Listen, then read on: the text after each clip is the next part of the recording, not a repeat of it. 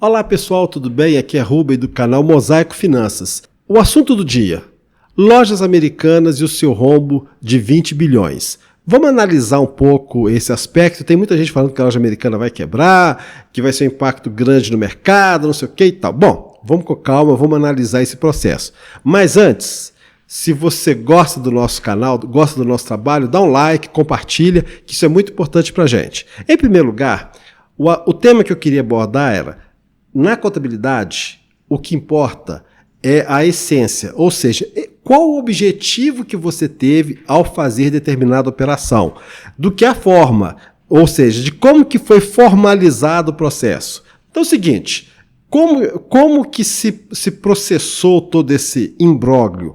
O negócio é o seguinte: desconto de duplicata. Vamos lá, vou começar por esse tema. Quando você faz um desconto de duplicata, você vendeu a mercadoria, vai no banco, faz o desconto, o banco acerta uma determinada taxa de juros. Se, vamos supor que você fez um desconto de uma duplicata de 1.000, o banco desconta 100 de juros e te repassa 900, ok?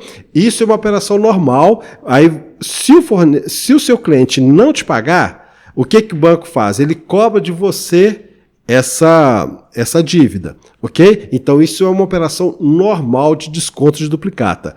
Nesse caso, é como se fosse uma operação inversa, ou seja, a loja americana compra de um determinado fornecedor, o fornecedor vai até o banco, né, desconta essa duplicata, mas a dívida, quem garante o pagamento é a loja americana. Então ela fala assim: não, olha, essa dívida é minha, pode deixar que eu pago. É uma forma de fortalecer o capital de giro, tendo em vista que, normalmente, as empresas procuram alongar o prazo dos seus fornecedores.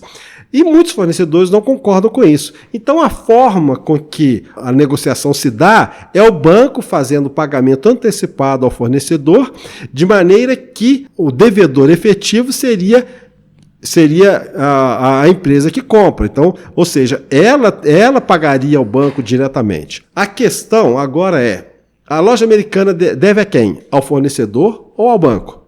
Tá? Se fosse ao fornecedor, a loja americana vai lá, consideraria esses juros que foi cobrado nessa operação como redutora da conta fornecedora. Então, de qualquer forma, teria uma despesa financeira. Se fosse para o banco, né, descontaria também, obviamente, e ficaria juros, tá certo? Uma despesa financeira também.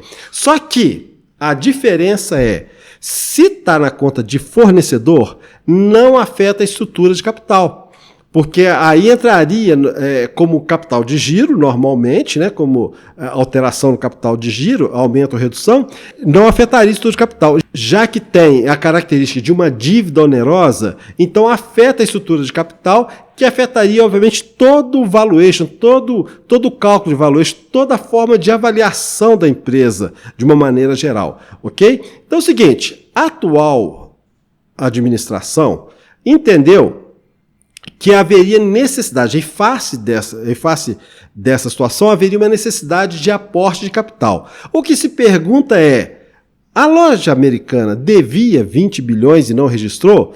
Não.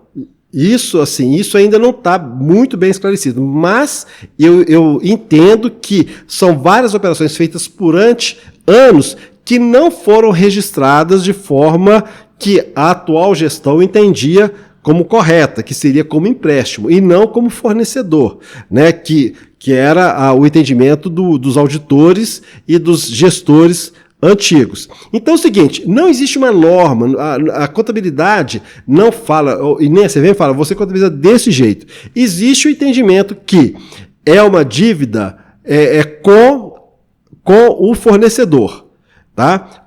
E a atual gestão entendi que era uma dívida com o banco.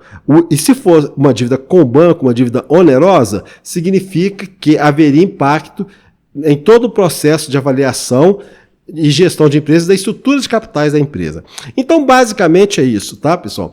O que eu acho de relevante entender é que na nota que a Americanas distribuiu explicando esse evento, ela diz que não vai haver impacto no caixa. Não havendo impacto no caixa significa meramente uma situação contábil.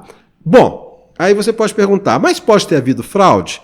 Olha, pessoal, não se pode falar necessariamente em fraude, a não ser que você tinha convicção de que era estrutura de capital e contabilizava como fornecedores, tá?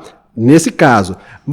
Ou então, numa situação de fraude específica, é o seguinte, você fazia uma operação diferente, né, com prazos diferentes, com situações diferentes, simplesmente para se beneficiar de um crédito, aí sim, aí seria questão de fraude. Mas se foram operações regulares, né, dentro dos prazos regulares praticados com os fornecedores em geral, então eu não vejo a questão de fraude necessariamente. Mas eu acho um pouco precipitado dizer que a loja americana vai quebrar em face do que tudo que ela colocou.